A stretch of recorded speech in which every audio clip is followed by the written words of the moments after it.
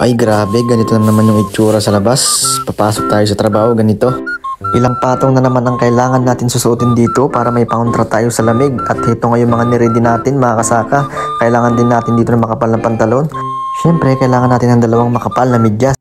At ito na nga ang ating mahiwagang bota. Finally, ito na nga. Tara, papasok na tayo ng trabaho. So ayan, lalabas na nga tayo dito, mga kasaka. Grabe oh. May kita nyo sa labas, talagang umuulan pa ng snow.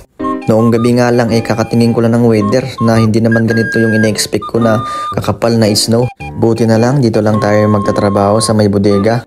Buti na nga lang talaga nakaharvest tayo ng maraming negi nung nakaraang araw. Kung hindi tayo nakaharvest nito ng negi, malamang day off na naman natin ito. Kaya ito yung madalas na problema ng mga farmers dito sa Japan tuwing nag-i-snow. At ito nga, dito muna tayo. Kailangan muna natin i-box to, mga kasaka.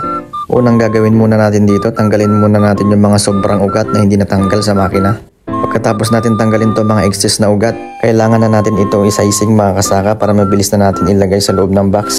Kung mapapansin yung si Kupal dito, ayan, nagsisimula na siya maglagay sa box at ayusin natin to ng maayos. Kailangan kasi maayos din yung pagkakamada natin sa loob para hindi tayo masita pagdating sa pagdidelibera natin.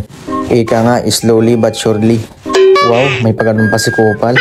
Kapag nayari na natin ayusin to lahat sa loob, kailangan 6.5 yung kanyang kilogram. Pagdating nga pala nito sa may GA, tinitingnan nila kung okay ba yung pagka-packaging.